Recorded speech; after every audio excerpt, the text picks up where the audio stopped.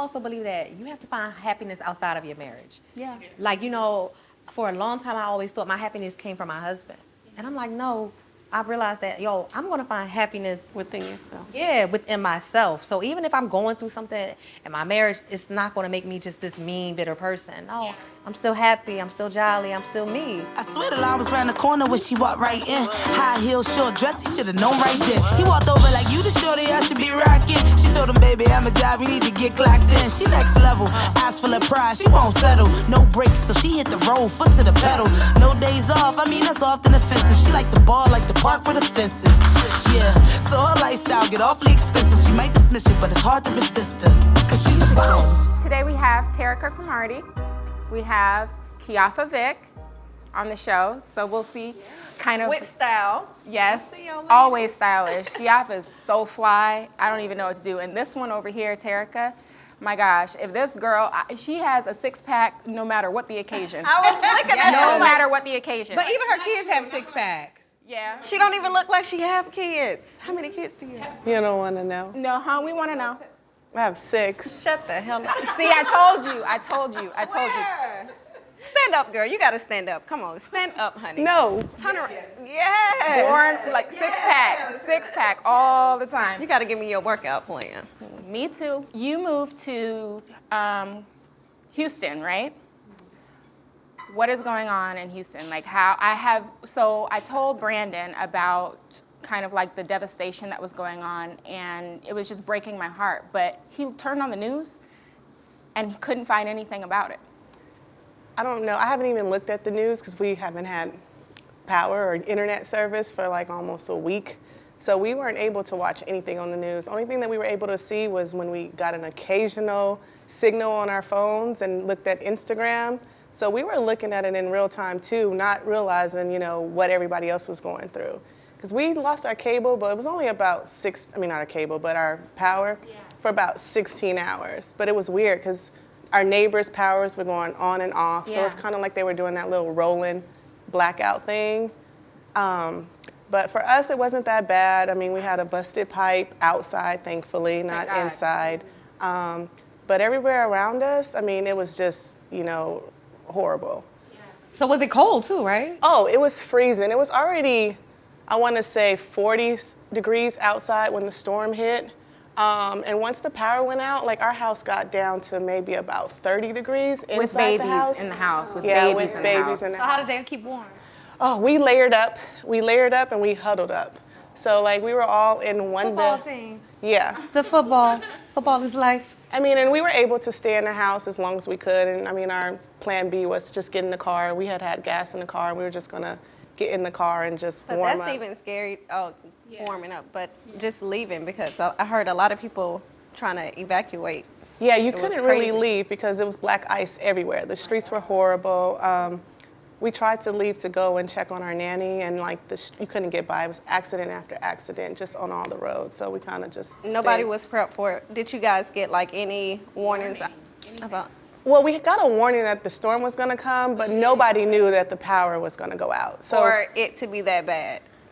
Well, the storm, I guess, was bad from a standpoint of, they don't know how to clear the roads in Houston. They don't salt the roads to clear the snow. Because it's not normal. Right. So we just knew that we were going to be stuck in for a couple of days. So we prepared to be stuck in. The news prepped you to be stuck in the house. Stuck in the house. That was the only preparation, that was given. And we didn't know for how long, when were the roads going to be clear, because we were supposed to get another storm 2 days after the first. So the first storm came on Sunday. The second one came on Wednesday, and that was supposed to be frozen ice, or the roads were going to be frozen. Yeah. So then again, we couldn't go anywhere again. So the kids were out of school the entire week. Yeah. And we were just stuck with no internet, no power for a little bit. But for the most part, for us, since our power came on before our friends, people came to our house. So we were like a sheltering unit. So we were like deep. Yeah, like kids, families, people were bringing their dogs. We were trying to figure out where the dogs were going to go to separate dogs. And that's good, you guys open your home. That's a testimony to you and Crow's heart, to be able to open your home for people. And on top of that, we're in a pandemic still.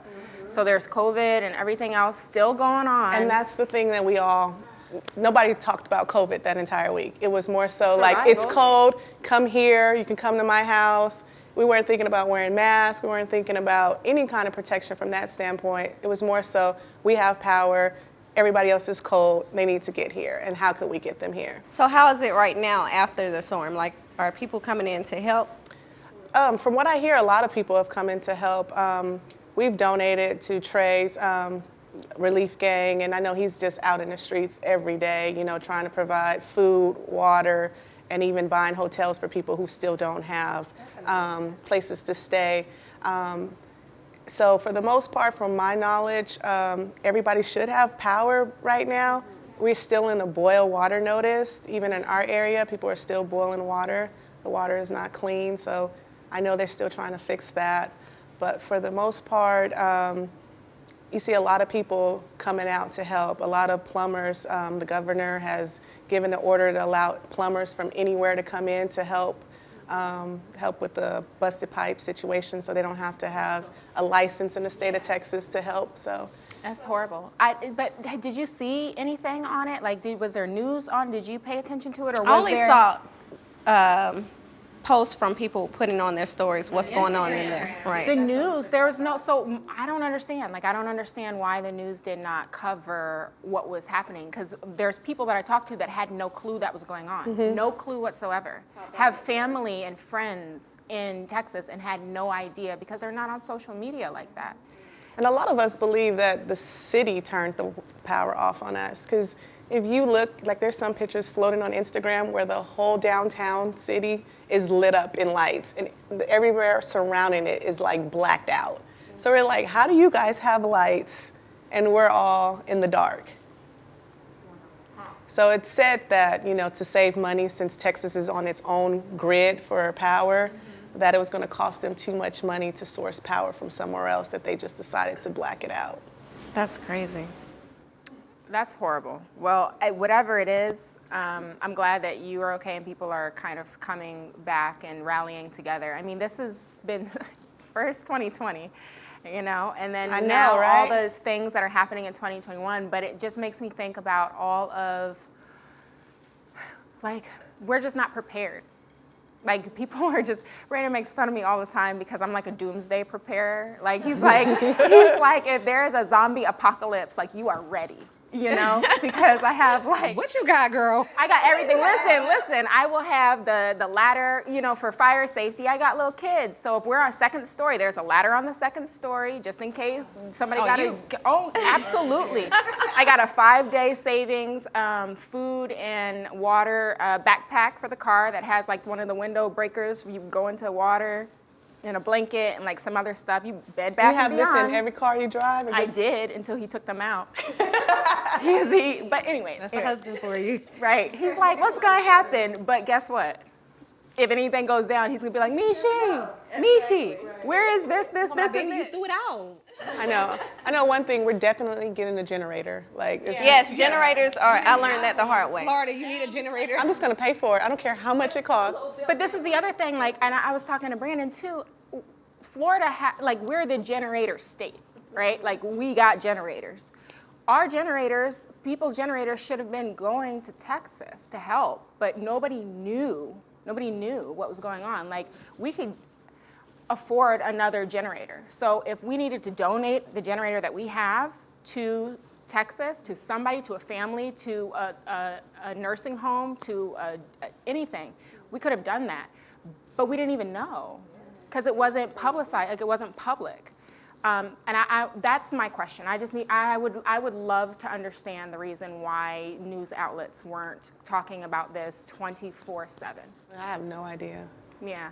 Anyways, it's really disturbing, but I'm happy that you're here. Thank you for Thank God having that me. you're I haven't safe. seen you in forever. I know, I miss you. I know. It's been so long. Like, I think we have such a good camaraderie. Now, how do you amongst know the- Terricka? Well, when did we first meet? So PAO, I think it was when we first met, which is the Pro Athletes Outreach. And we talk about it all the time. Well, we've talked about it a couple times on the show. Ashley spoke about it, and Dion, I think she might have spoke about it too. But interesting enough, Dion, Ashley, and Terricka were all in Brandon and my group. So when we first started PAO, we were, it was like our first year of marriage. And, you know, marriage is tough. Marriage is tough. I don't care. I'll put it this way. Each person is graced for their significant other. You know, by the grace of God, I am graced for Brandon, and Brandon is a grace for me. I don't know if anybody else could deal with me, and I don't know if anybody else could deal with him, you know?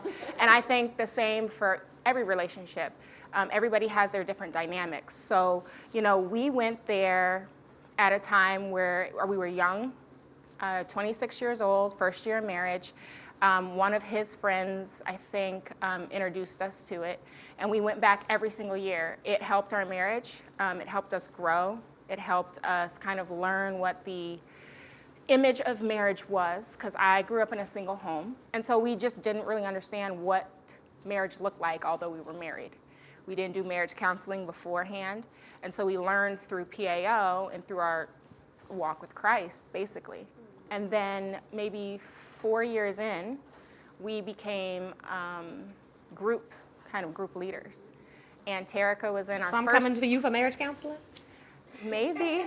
Me and Chad coming to you. Right? Yeah, It's maybe. a group session. I feel Maybe. like with as many Well- sessions that we've gone through, because I think this would have been our 12th or 13th year going to PAO. Every year. It's been our commitment to our marriage every year to go and like refresh. Because when we first started, we were in that same age range, and like our shit was just trash. Yeah. To be honest, like How long have you guys been married? it'll be 13 years Oh, this that's a year. blessing. Yes. That is good. So yeah, it was literally like but you know, we were fighting on our way going to PAO, and then we ended up. Listen, we're everybody like- fights on their way going to PAO. I'm telling you, Just like, that how is can the I just devil. pretend That in front was of a these lie. people that I love you? I don't even like you. So what made you guys want to go?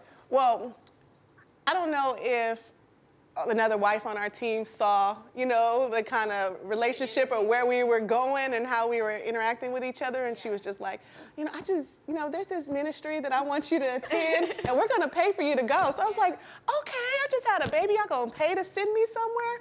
I'm going to go. And she sponsored us. And Was your husband against it? no, I mean, he was willing to go. I mean, we both know Christ, and we both, you know, wanted to give it a try. And plus, we had just had a newborn, and we were like, this is a vacation. Yeah. Let's go. And then she, like, offered to pay for our daycare while we were there. And it was just, like, it was the biggest blessing in my marriage, in my life, that I can't even pay her back for what she did for us. Like, it was the best thing, and we needed it. And we need it every single year, because it's not like we need it that year, but every year it's something that we get from going to this ministry that is just like, dang, I don't even want to go. We keep going. Are we going to get something new? And every year, God blesses us with something new for going to this Because ministry. if you don't, you get comfortable and become complacent, and then you forget the coping skills that you were taught. Right, and you definitely forget. But not only that, you grow. So like Brandon and I first started, actually, we were in somebody else's group, Ben and Kirsten Watson. We were in their group. And We were in the same group together. They saw, yeah, and they, you know, they saw us at a really low point in our marriage, you know, and we, through the teaching that we had there and our own commitment to our relationship and the work that we put in, we grew. But then from that, we didn't go back at the same level we came in. We came back 4 or 5 years later, and then we are group leaders. Core group leaders, thank you. Helping other couples and telling them our story and kind of the experiences that we had with communication and in-laws and sex. I don't think people understand how important communication is when you are in a relationship. It's everything. If Yeah. you can't communicate effectively with your partner, it's just like, you know, y'all can't coexist together. Well, I learned through that ministry too that I was thinking I was communicating with him, but I wasn't actually communicating with him. You know, I was more so telling him what I wanted, what he needs to do, and you better do it or else. Instead of actually saying, hey, you know what? When you do this, I feel like this. And Or you know, sometimes I need we you to assume do this so that I they feel know. more comfortable. Assume. Yeah. And I still assume, which is bad. Like, you should know by now, like, you know, 13 years, but still My you therapist told me one day, and it just clicked in my head, like, this is amazing. He was like, you know, because Mike always say, I'll just tell him, like, you know, you stupid because you can't do it this way or that way. And my therapist was like, you know, it's more than one way to do something Yes. and get a result. And I was like, it clicked in my head, like, yeah, like, you know what? let me stop being so hard on you. Like, let me chill. So do you guys go to counseling together or? We do separate, we do together, we do it all. There you go. Yeah, and I think it's so important. You have to go. It's like keeping your Was it hard getting him to go to counseling? Absolutely not. No, it was his idea. We talked about this on another show too, about counseling and the importance of mental health, whether it's for yourself or your marriage. And so I'm so glad that you brought that up, because I have my counselor that I see. Brandon and I have been to couples counseling. He has his that he sees. Do you go to, or have you been? I've been. We used to go together, but we haven't found a counselor, where we're at now. Oh, you just moved. But yeah. what we do is we do check-ins. So we have, Ben and Kirsten. Yeah. But we also use our pastors. We talk to Pastor Miles and different other pastors. So so we do check-ins now. Like we'll be like, hey, this is the quarterly. Let me see where you guys are at. We'll sit and talk and see what's going on. But for the most part, we've learned to really love each other, and we're just in a place now where we communicate. Like I think we've just grown so much. Yeah. I have my stuff, he has his stuff, but like we work it out. So Right. Do y'all know your husband's love language? Or I do. I do. I do too. that's important too. Important. Let's quiz them. Let's see if they know ours. I'm pretty sure Brandon does. That's but- funny. Me and my husband, we just did this thing where I asked him like all these questions about me, like my mom's name, first name, last name, like does she have brothers and sisters, like my favorite movie or places I want to travel. It was so funny. He was like, damn, I need to get to know you a little better, because some of them he was a little shaky on. Oh, really? How long have you guys been married? Yeah, I know. I pretty much knew all of his. Yeah. It's we've been together for 19 years. 19 years married. 19 years married. We've been married for 8 years. 8 Going on years? 9. Going on 9. Long time. Yeah. How many years is it for you guys? 13. 11 years married.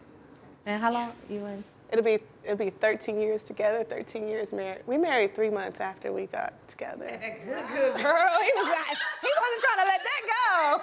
He's like, that ain't going nowhere. You see the dancing down there? You see No, it was really like a pop-up, like, oh, I need you to run this errand with me. And I was like, okay. And then we went to go run the errand, and it was the courthouse. He was like, I want to get married. I'm like, okay. He's like, no, right now. How old were you? I was 26, I think, 26, yeah.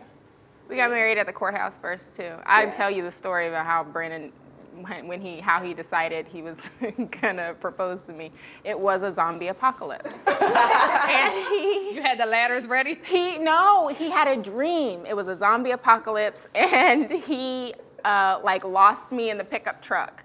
And he was crying in his sleep, or woke up crying, and that he was like, I can't live my life without her. And we went to the courthouse. We went to the courthouse and got married, and then we had our wedding ceremony like 6 months later. Are you a fairy tale type? No, I never had like the image of, because growing up in the household with a single parent, and then I didn't have that need or desire to say, oh my gosh, I just want the fairy tale wedding and the fairy tale marriage with 3 kids and the picket fence and this and that and that. To me, it was just like, if it happens, it happens. If it don't, it don't. I'm happy either way. I was very comfortable with who I was. I was comfortable with kind of where I was going. But when I realized that I was in love, when I realized that Brandon was the man for me, at that moment, I wanted to get married. But I didn't have the image of marriage to attach it to. You know what I mean? I come from the same background. My mom has never been married, didn't have that kind of, knowledge of marriage. So I never really was like, oh, I'm going to get married. I knew I wanted to have kids, though. Right. So that's crazy to know, like, oh, my mom has kids, so it's okay for me to have kids, but I don't necessarily have to have this man there. So that's weird that, you grow up not having that fairy tale dream where, that becomes your reality. What about you? Did you have the whole fairy tale? I did. You look like Sitting over there quiet, not saying nothing. No, I had the fairy tale wedding. Yeah, I did. And it was so funny because my husband asked me to keep our wedding private. And that was like, what? My wedding is beautiful. And he was like, no, I don't want cameras. I don't want pictures. I don't want this day to be criticized by the public.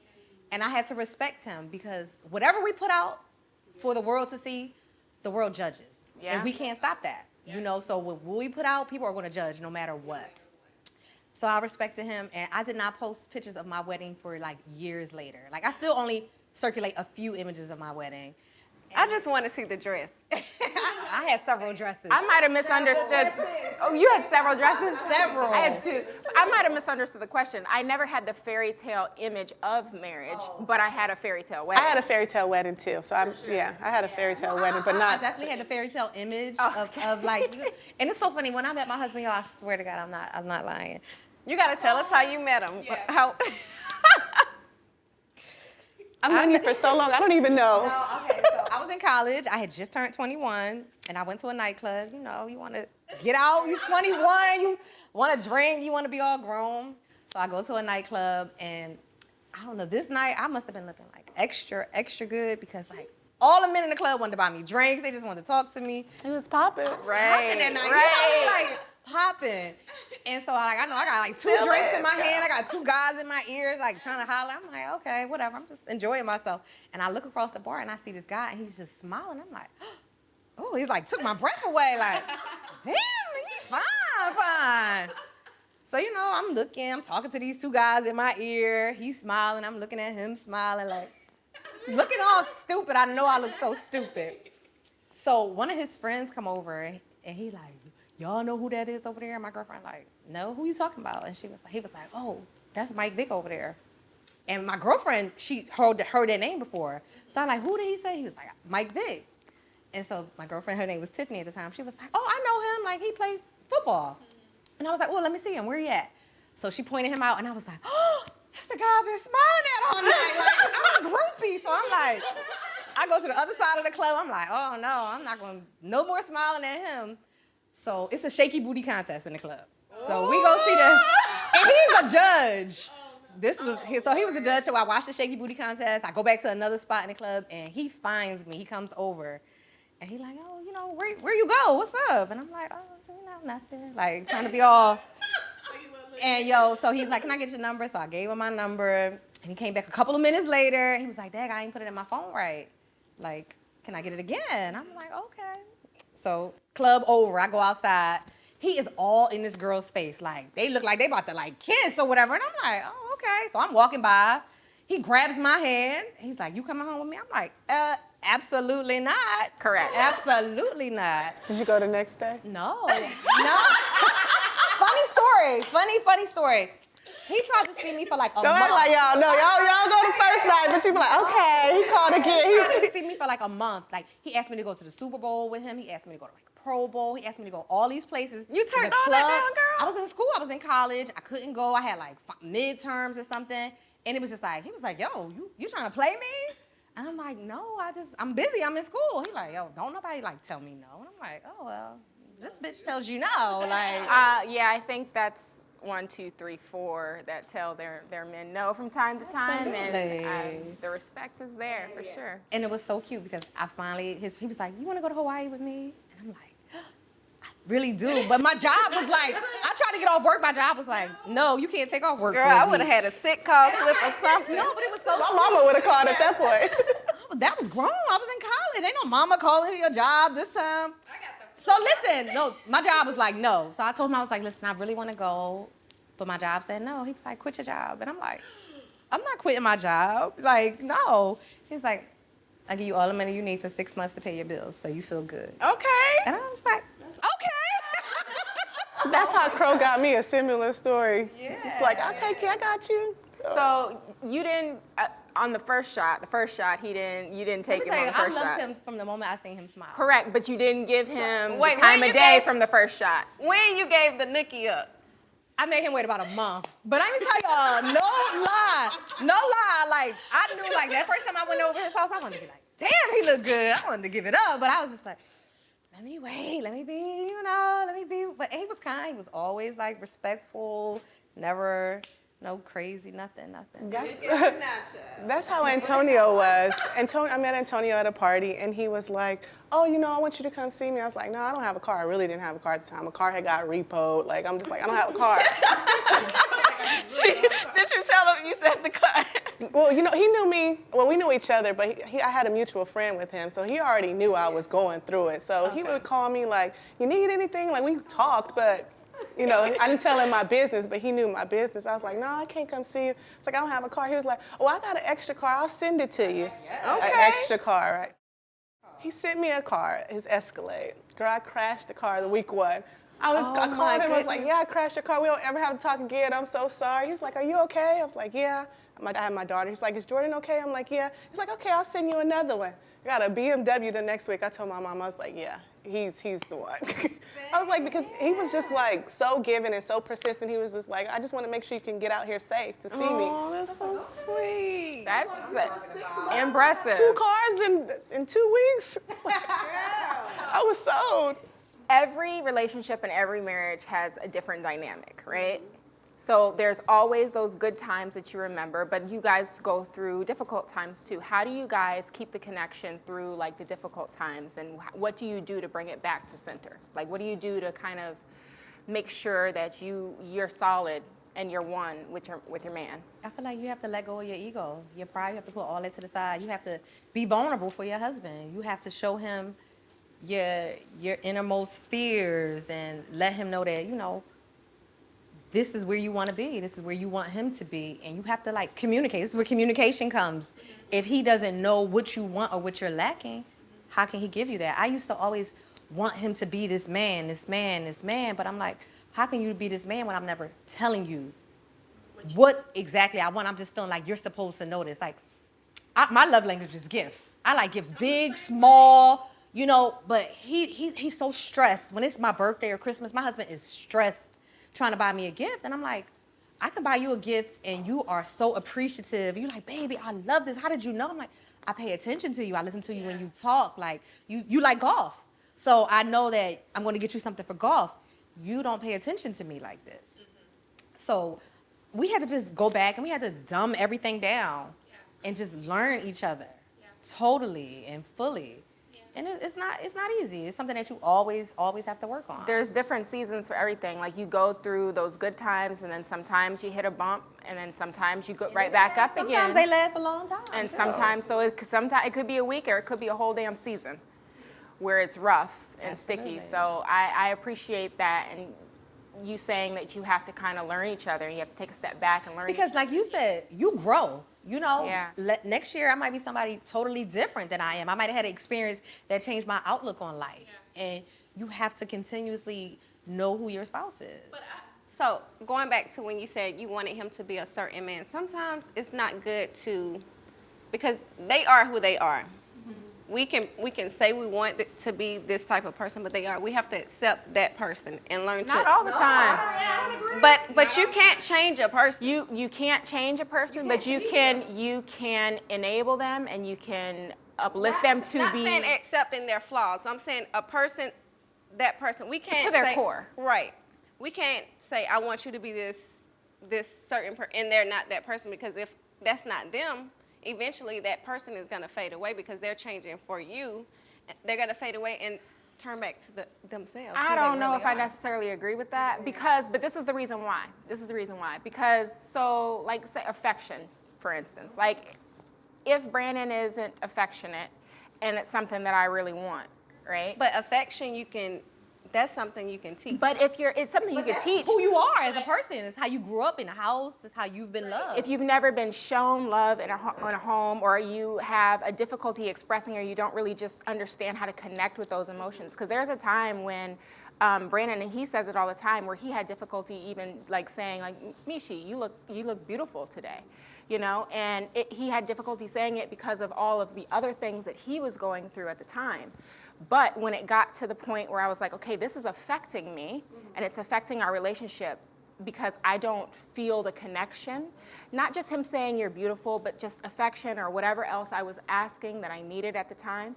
When I was able to share that with him, and when he was able to say, okay, this is something that I want to do, I'm going to work to do better here. Different. So I'm saying, because I have witnessed where some women, I want you to go to church. I want us to do it this way. I want us to do this way. Basically, this is what I want to do. I got an answer for that. Yeah, I was about to say Lead that. in love, because I could tell you another thing.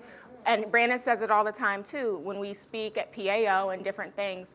There's been times like he let us, he introduced Christ into our relationship. It wasn't something that I was hanging my hat on. I was kind of like, okay, sure. I'm not against it, I'm not opposed, but I'm not diving 100% in just because. Right. But when I needed God, and when I needed God in my marriage, I found God. And regardless of what Brandon wanted or didn't want at the time, or if he was busy doing something, or if he was in a funk or a You rut, didn't pressure it on. Did you pressure it on him? I didn't pressure it on him, but I prayed over that man. I prayed over his pillow. I prayed over his clothes. I prayed over our house. And I went to church. I did, and Prayer wars. It does. But sometimes he was like, no, I don't really feel like, and I would, okay, that's fine. I didn't pressure, but I led in love. But see, what I'm saying is sometimes one partner outgrows the other in Christ. Yep. And a lot of people put it on that partner when they're not at the same level. Sometimes the other partner expect them to be on the same level as them. They know God, but it's like, I want you to be right here, and if you're not right here, then But that it's can just also put happen into it. even if you're equally yoked, because there's times in our relationship where Antonio is just like right here with, you know, his walk, and I'm like right here. And somebody can come into a relationship like that and they still get here, and it staggers, you know, up and down. But like Michi said, if you continue to lead in love and you continue to pray and introduce that, because I would, like, when Antonio and I would get into it, I would convict him. I would call the pastors. Everybody's like, call your boy. Or I would just be like, send him prayers like, yeah, God, just please, you know, make sure that he doesn't act this way. And I would have him being convicted because I know he loves the Lord and I know he wants to do right. So, you know what I mean? If you lead like that or bring But that some into people your don't know relationship- that. Some people feel like they just have to hound it, and it puts more stress on the other person. And it's Yeah, like, and it could push him Go to away. counseling. It will go to all of these things. that's where because- that communication comes in. There you go. That communication. But a is lot so of that, I important. think, has to do with the person who's pressuring, not the person who is like, okay, you're a lot right now. The person who is pressuring needs to, I feel, would benefit from looking inside themselves and understanding why they're being judgmental of the other person, Right. and why they're pressuring that person so much to change, and what could they potentially change about themselves. Right. And so that to me, like when that makes me think of that, is like that person is lacking something, and is trying to find it in the other person. Yep. And so that would be, I mean, but that's tough too, because all of that is growing pains. That's not stuff that you know going into it. It's stuff that you learn going. Nobody gives you a manual about how your relationship is supposed. And we're all with, you know, successful men, and that's hard because all their lives these men have been bowed down to. Like they are like, you know, people look at them like they're gods, and they expect, like, you know, for us to bow down all the time. No, we're gonna be equal in this house. When when you go outside, I'll let you take that lead. But in this house, we're gonna be equal. We're gonna communicate. We're gonna talk, and we're gonna work this out. I think going back to your comment about like how we work out our problems, it was me learning how to approach him differently, because I realized just, you know, their PAO learning moment that I was constantly like tearing him down. Like, Cutting you know, those branches. it was Brandon just says like, that. yeah. So I was Those constantly branches. like, you know, this big old tree, and I was just like, you didn't do this, cut a branch. You didn't do this, you didn't do that. And he's already getting that from the world and everybody else. And like, It's here just it more. is. I'm his wife. I'm the one who's supposed to love him. I'm supposed to be the one that cheers him and brings him on. And I was treating him just like everybody else. So he had already went through everything outside and come home and hear it. So he was just like, well, F you too, you know, like he couldn't get what he needed, you know, from me. Well, it goes both ways. Yeah. It goes both ways, because men can cut those branches too. Yes. You know what I mean? So I think it's just understanding like what you value in your marriage. Like, do you agree with men need respect and women need love? Do you agree? I do. I think both. What you need as a person. So I need love and respect. Yeah. I don't want to I negate. think with love comes respect, though. Love is respect. But I I feel like these men also sometimes, I'm not gonna say all men, but they live this life where it was okay to not treat your woman like how we want to be treated now. You know, I'm not gonna say we all. Or they don't know how to, because a lot of them wasn't. Because what's going on in the locker room is okay. Oh, he's doing it, so I know I can do this at home. Where actually, no, it's not. It's your household up because you want to act like this. I think the bottom line to all of that, and this is what I'm going to ask you guys this too. What I would say to anybody who is going through something like that or having a situation where they're just feeling kind of like shoved to the side or not treated right in their home, it's like you got to know who you are. You got to know who you are. You got to know your value. You have to know your worth. You have to know what you stand for and your morals. And you got to know who you are in Christ. And if you don't believe in Christ, know who you are for whoever labels you. Know who you are. And I also believe that you have to find happiness outside of your marriage. Yeah. Like, for a long time, I always thought my happiness came from my husband. And I'm like, no, I've realized that, I'm going to find happiness Within yourself. Yeah, within myself. So even if I'm going through something in my marriage, it's not going to make me just this mean, bitter person. No, I'm still happy. I'm still jolly. I'm still me. And you can't take that from me, regardless of what we go through, baby. Yeah. I'm still happy. So we've done this on a couple episodes. What would you tell your younger self?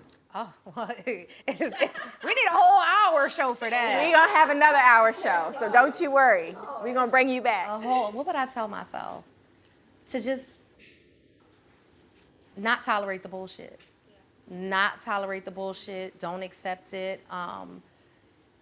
Like we said, it's a lot. We grow through so much, and I would just not tolerate a lot of the bullshit that I tolerated in my relationship. I think for me, it would be to not worry about what other people have to say. Yeah. Like, I live and walk in my purpose so much now that, like, I know who I am, like you said, and, like, somebody can say something, I'll just be like, you don't even know me, But before, I was just like, well, she said this about me, or my marriage isn't going to last, because I would read comments, or just, people, would tear me down with their words, and it used to affect me so much. And, like, now I, like, realize, like, oh, my God, like, I can't believe that I spent years worried about people who didn't know me, people who didn't love me, people, who I would have never even seen or knew who they were. So if I can tell my younger self something, it'll be like, fuck people, who don't matter, Well, I could say you two, Sharelle, you already know I love you. But you guys, and I love you too, Kijafa. You guys radiate, and you radiate beauty, and you radiate Good energy. Seriously. And so I'm thankful that you guys are here and you guys are talking to us and sharing, and I hope that you guys come back for some more episodes with us. So shout one person out who, like, whether it's somebody that you do business with or makeup or hair. Just one? Well, you could do two. Just friends, makeup, hair, what? A business that you want to support. Like we talk about our team and how, there's people who make things happen. You know what I mean? If it's a babysitter or a hairdresser or a nail tech or whomever that you rely on, give a shout out. I'm gonna have to give a shout out to my husband. You know what? I just feel like this pandemic I know it's been a tragedy for so many people across the world, but it has brought us together and closer, and I feel like I love him so much more now that we've been through this together. I don't know, this pandemic has just, like, brought our love to another level. That's beautiful. Yeah, and I'm grateful for it. We had to stay in the house. But for so long. A lot of marriages were torn. Yeah, and I know. And that's a blessing. But I thank you, Mike Vick, for being by my side and loving me. I know I'm not easy to love, so thank you. Aw, And all my friends. Yeah. And my kids. Who would you shout out? You know what? Antonio's, my rock. He knows that. I tell him that every night. But I would just like to shout out, like, the amazing women in my network. Like, and that's just, from you, Michi, I'm so proud of you and what you are doing. I watched so many of you guys just growing, and it just inspires me. So it, like, makes me wake up like, okay, Terricka, you're going to do your hair today. You're going to do your makeup. Girl, whatever. I look You're going to be beautiful today. Like, y'all just make me just want to just get up and just, do something. So, I'm inspired by a lot of you guys, a lot of my NFL family. So. And it is a real family. Like, it's a real family when you have women that's in your circle that go through the same things. Because sometimes you can't call just your regular friends and, talk about some of the strange issues that we go through. They're going to be looking at you like, girl, what? So, All the money you got, we have a special treat. As always, Chef Lo prepares an amazing dish for us. So, Chef, we have Yes, a guest ma'am. today. Who do we have the pleasure of meeting today? So the pleasure you have of meeting today is that special someone I was talking about on Valentine's Day. Her name is Crystal Jones. She's a little shy. She's a little, come here, babe. Come on, Crystal. One, two. Hi, Crystal. I appreciate that, you know. Does she help you cook in the kitchen? Of course. She said she the one that helped me make the oxtails that time. Oh, they were That's why they were so so fire. good. That's why they were so good, because of her. Wait, so what do we have today? So today we pretty much have a blackened chicken with scalloped potatoes. Pretty much the influence came from back home. It's a little twist on mac and cheese with the scalloped potatoes. That's something that we love to do back home in Bermuda. So I hope you guys enjoy it. Thank you. Thank Y'all you know very I much. love to eat. Well, I'm glad that you brought your significant other, since this is a all-women round table here. So thank you for trusting us. I'm not going to school you today. I'm not going to ask you too many questions today, because, you know what I mean, I want everything to be good in the bedroom. Appreciate so, that. You know I what appreciate that. Appreciate that. I'm not going to get you in trouble, all right? Can I ask a question for y'all real quick? Oh, yes. Tell me something. What do you think about this new age like OnlyFans wave? The only Well, fans? that's a new podcast. We're gonna have to. Oh Lord, we got that much time? We don't have that much I got time. it. There's a lot of opinions. I'm on trying to that. find me something I can do an OnlyFans for. That's another shit. I know, my friend said she want to show her feet. Yeah. You need a marketing manager. We got you. I mean, you make the food, I'll show them how to eat this. Hello, there we go. Stiletto challenge on We're steroids. gonna save that for another show. Let me think about that question. Thank All right. you. Good? Well, thank you so much. Thank So you, nice thank you. meeting you. Thank you. We can cheers with wine or our drinks, or we can cheers with food. It's up to you. Oh, yeah, Because both, I right? think this was a successful conversation. Thank you for sharing your hearts and opening up. And I hope you guys, please come back. Don't leave me out here I got you. in these comments by myself. Y'all know y'all be dressing, boy. All Yeah. Well, Cheers to thank that. you. Cheers. I swear the line was round the corner when she walked right in.